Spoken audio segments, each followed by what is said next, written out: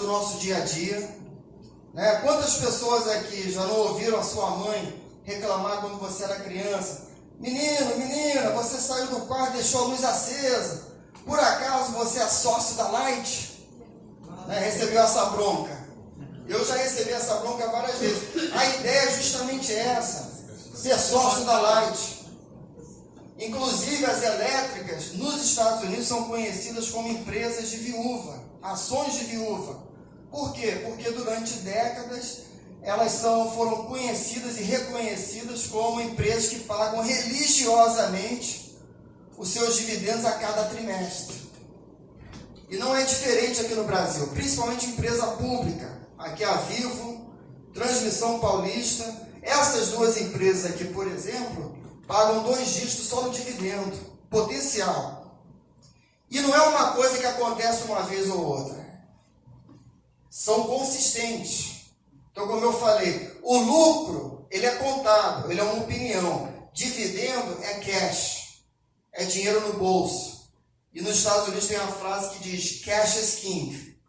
Então, a experiência que eu procuro trazer aqui, no meu negócio lá, né, do dia a dia de curso de inglês, é cash.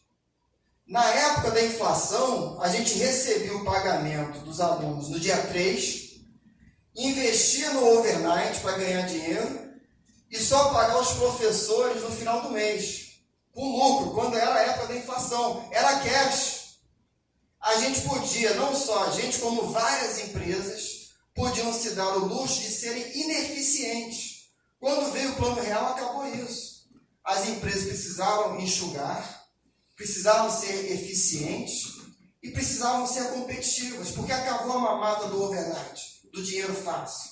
A inflação interessava alguns poucos poderosos e grandes, mas nunca a população.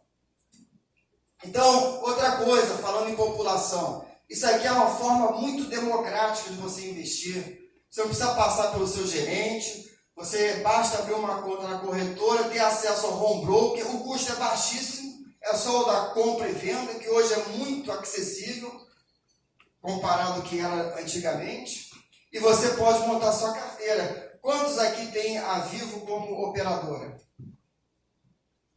Ela faz parte da nossa vida, né? Excelente pagador de dividendo. Banrisul, aqui o Banrisul de novo. Itaúsa, que é a holding do Itaú, também expectativa de 9,8%. Então o meu foco nessa carteira aqui, vamos supor que eu começo com 1 milhão. Para os próximos 12 meses, eu não sei se essa carteira vai valer 1 milhão e 500 ou 700 mil. Não sei. Ou até 500 mil. Mas eu sei que nos próximos 12 meses eu tenho uma previsibilidade de receber isso aqui em cash. Pois não. Você botou aí, o percentual do juros que você botou aí, é o médio, é o último ou é o fictício? Boa pergunta. Isso aqui eu tiro da Fundamentos, que é um site público que contabiliza o histórico.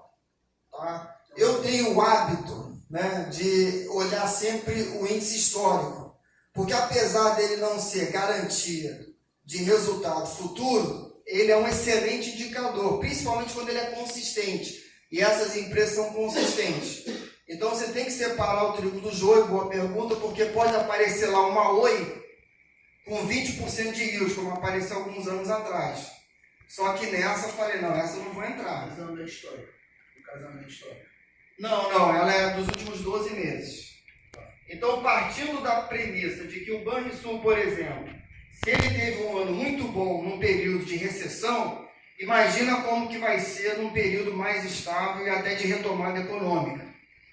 Então, apesar dele estar alto aqui, porque reflete o resultado dos últimos 12 meses, e ele pagou dividendos não recorrentes, né?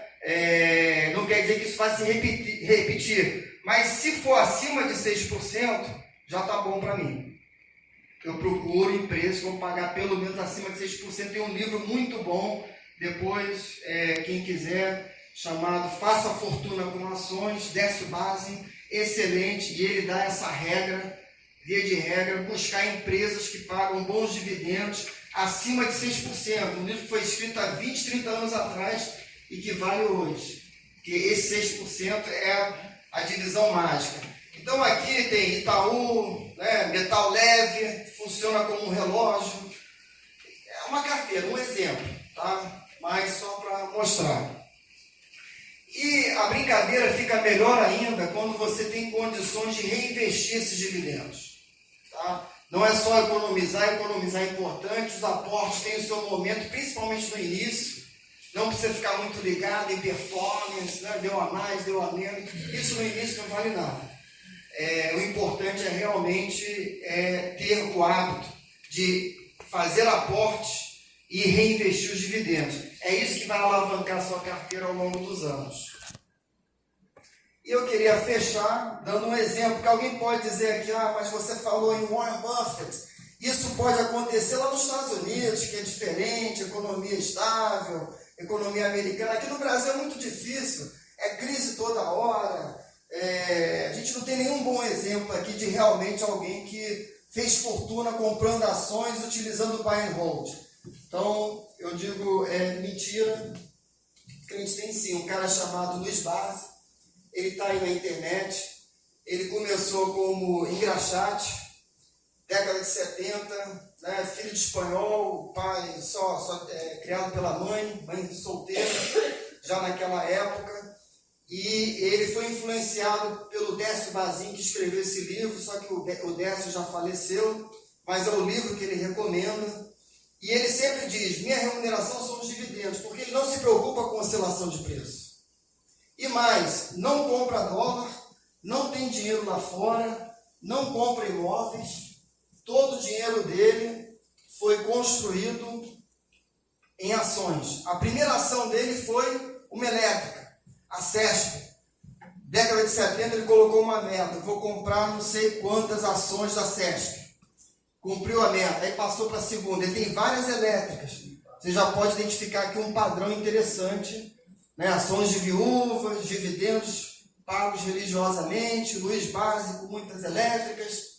Você já começa a identificar um padrão.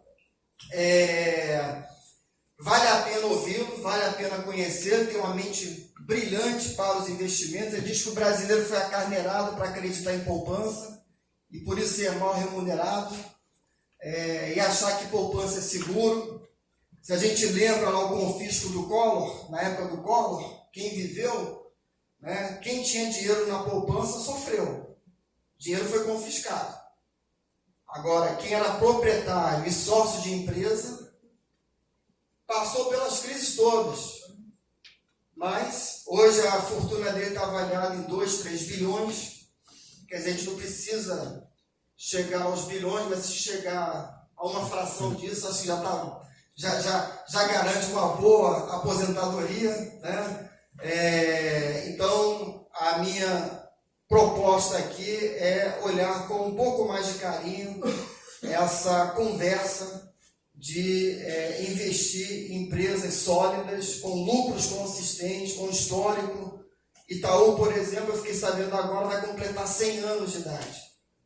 Então, novamente, não é uma startup, não é uma brincadeira, são empresas sérias que estão aí e que não vão sumir do mapa. É isso? Fim? Isso. Terminei. Tem tempo ainda? Não, tá bom. Tá bom. Acho que eu já dei o recado. Se tiver alguma pergunta...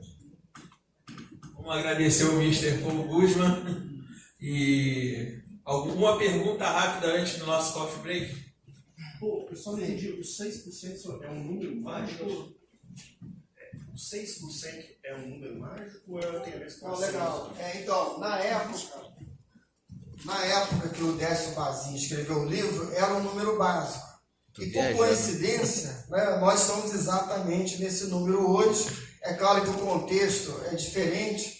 Ele usa até lá um cálculo, tipo inflação mais juro real, na média histórica americana. Então, e ele meio que arbitrariamente escolhe esse número.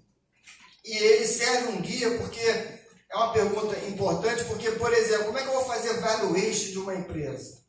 é muito difícil fazer valuation. O próprio Warren Buffett sabe disso. E ele é o melhor. Em termos de valuation, não tem ninguém igual a ele. Mas ele acabou seguindo uma linha, que é comprar. Antigamente ele comprava empresas baratas, empresas razoáveis por um preço barato.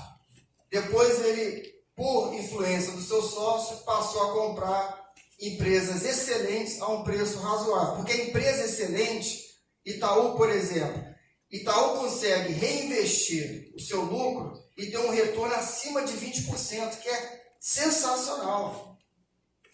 O Warren Buffett teve, em média, um retorno acima de 20% ao longo de décadas, exceto a última. A última, ele é muito grande, é outra história.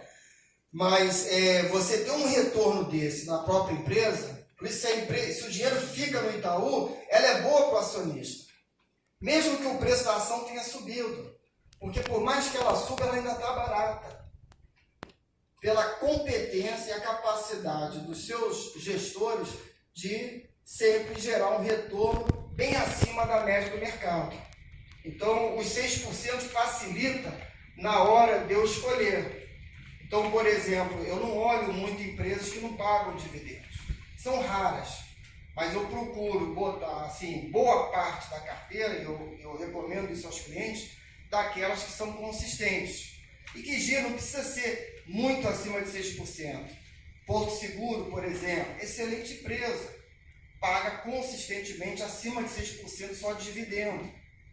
Banrisul, né? São muitas opções boas, dá para você diversificar.